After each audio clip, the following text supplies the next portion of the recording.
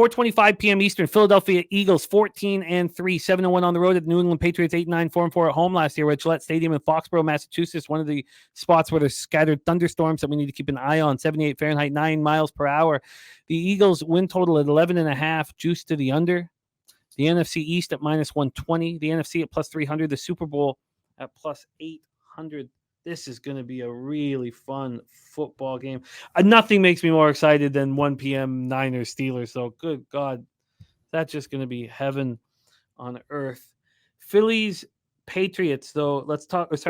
Eagles Patriots. Let's go there right now and see what we are dealing with. This side has gone to, well, it's still 3.5 at Pinnacle. There's 4s everywhere else, and this 3.5. It's -3.5, -112. This opened up at -5 on May 12th, and it moved to -3.5 on August 30th. That's a pretty big move to the Patriots as a home dog. Let's see. The total for this one is sitting at 45. It opened up at 46, and it moved to 45 on. It basically moved on July 10th, and then it's kind of stuck around there.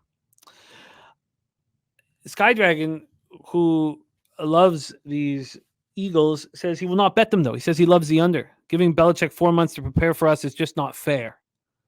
And New England's offense doesn't scare me, so under. Well, that makes sense, DG, that under. Let's take a look at the cash flow for this one, because that makes sense, what you are talking about. For the cash flow on this one, I don't know. Oh, here we go. 68% of tickets and 97% of cash on the under. It's like that Raiders Broncos spot where if Raiders Broncos has 99% of cash on the under, Eagles Patriots has 97% of cash on the under, you would probably prefer to see a bigger move towards the under. But that was sharp early action that moved it towards the under. So at least you could, if you like it, you can bank on that. The Patriots have 34% of the tickets, but 52% of the cash. And that's a legit 1.5 move towards them. The sting of losing the Super Bowl to the Chiefs has made this an angry group. It's a very, very good football team. They promoted their new offensive coordinator, Brian Johnson, from within. The 49ers do it. The Eagles do it. The best teams in the league, they do that. They promote from within. The best companies do it. It's just that's what creates loyalty. Jalen Hurts was amazing last year. 66.5% of his passes he completed, 3,701 yards, 22 touchdowns, 6 interceptions, ran for 760 yards, 13 touchdowns. This offensive line is so strong, so strong. They bring back 4 starters, and then Cam Jurgens, second-year offensive lineman, joins them. So Miles Sanders is gone, and they replace him with Rashad Penny and DeAndre Swift.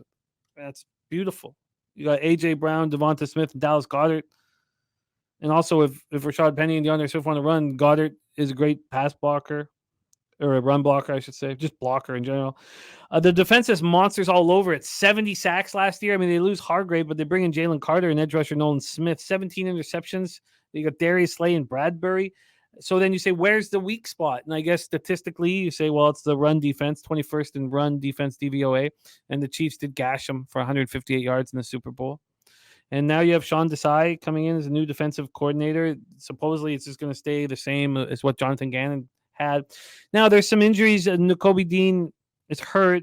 They were hoping on him to show what he showed at Georgia.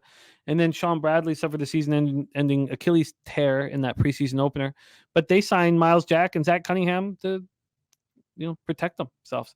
How good are the Eagles this year? Do you have futures on them? I mean, it's expensive. -120 for the East, NFC East, and 3-1 for the NFC, and 8-1 for the Super Bowl. Take it away. Do you like the Eagles here? Do you like them in the futures market? If you put a gun to my head, no odds included, who's going to win the Super Bowl this year, I'd put it on the Eagles. I mean, I bet the Eagles in 2022 more than any team I've ever bet in terms of total dollars, more than any team I've ever bet in any sport. It's not even close. The O-line, D-line combo this year and last year is the same. They're the best. And Jalen Hurts, I mean, what a career this kid has had. I mean, this is exactly the type of guy I want to put my money on every fucking week. The kid is a winner flat out. All the adversity, all the pressure he went through in college and early in his NFL career, that pressure turned his ass into a fucking diamond. And I don't think he's going to regress. He's not that type of guy. He's going to put in the work. And this defense, I mean, you just look across the board. I mean, they're top ranked in almost – they're top tier. I mean, top 5 in almost every category, linebackers being the one they fall short. And they're ranked pretty bad at the linebacker position. But I think that there's something behind them kind of cleansing themselves from some of the linebackers and the contracts that were coming their way at the linebacker position. And, you know, relying on their defensive backs to hold down them from a coverage standpoint and start focusing more on the run defense, because that's where they were bad.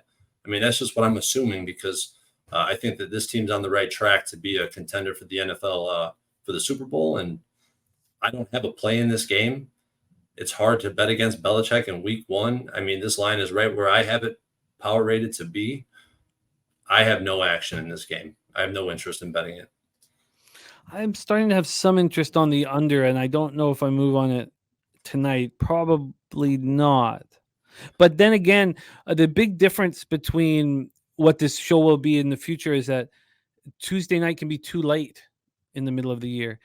Now we've been staring at these games for 4 or 5 months, so there's the need to get in tonight is lessened here. Prince of the City, who is in Philadelphia, says the Eagles won't even win their division. Let's talk about the Patriots. Win total at 7.5, heavily juiced to the under. Imagine this team is, expected to go 7-10, and yet the market moving towards them against the mighty Eagles. And again, that's probably what Dennis is, inferring about the time that Belichick has to prepare. They're 8-1 to win the AFC East, 40-1 to win the AFC, 66-1 to win the Super Bowl, and they have the toughest schedule in the NFL. The AFC East is a war zone, man. The Matt Patricia, Joe Judge hilarity has come to an end. What an unmitigated disaster. Can you believe we have all this respect for Bill Belichick, and yet he would put those ass clowns in charge of the offense? I mean, it's wild. I mean, maybe you say, because he's loyal to his friends. Is that more important than winning? Not to Belichick. So it's confusing.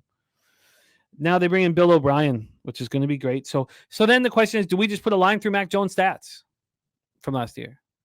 And I think so. Troy nodding his head. I guess that's the answer, and you can touch on it in a second. Much worse statistically than his rookie season. I mean, much worse. Now they add Juju Smith-Schuster. They have Devontae Parker as a deep threat. They have that tight end duo of Hunter Henry and Mike Gesicki.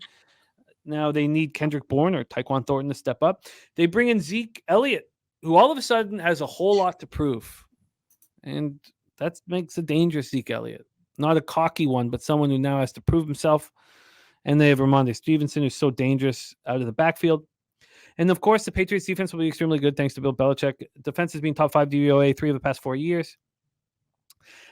Last year, they allowed the 4th fewest yards per play, the 9th fewest offensive touchdowns per game. They ranked 3rd in total DVOA, 30 takeaways. They draft cornerback Christian Gonzalez out of Oregon. He's going to be perfect in the secondary. It's going to be nasty. Yuki, Judon, Jawan Bentley, Kyle Duggar.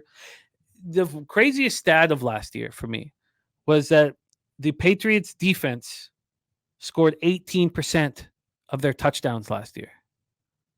That's how bad their offense was. Take it away, your thoughts on the Patriots. Patriots are a team I did not understand it last year. I had to kind of dive into the metrics this offseason to find out what was going on. And I always thought that Belichick was one of the best coaches, but now I'm kind of questioning that a little bit. I know he's more of a defensive mind, but as the head coach, I mean, it's your job to oversee the entire operation, which I don't think he did a fucking good job of at all. They were one of the most efficient teams using the play action pass last year, yet they used it at the lowest rate. It just seems like the more you dig into it, the more you see that, the more I feel like Patricia was either intentionally sabotaging them or the entire analytics department's getting fired. And you see the way they decided to go. And Bill O'Brien has a connection with Mac Jones and their history together. And I think that at this point, Big Bill saying, like, give me average players and I'll make them great. I mean, that's kind of what it seems like with this roster. They were 3rd in the league in sacks, and I think that speaks to the secondary that they have and the ability to cover. in the pass game, but they were the worst team in the red zone in 2022 on offense. And the worst team, the Patriots, the worst team in the red zone in the NFL last year. I think that's the Patricia factor. I don't want to move on this game because I don't know exactly what you said. Do we cross out all of the stats and all that we believed in Mac Jones? Because I was a non-believer in Mac Jones. But the more I look into it, the more I think like Patricia was fucking bad as an OC. So we'll see what they look like throughout the season. I'm just not ready to move on this game. But if I had to, probably take the points with the Patriots. Yeah, I'm not going to move on a side in this one. I've got a lot to learn about the Patriots, but the under is becoming more and more appealing here. And I'm going to sit with that look. Let's move on. 4:25 p.m. Eastern, Miami Dolphins 9-8 last year.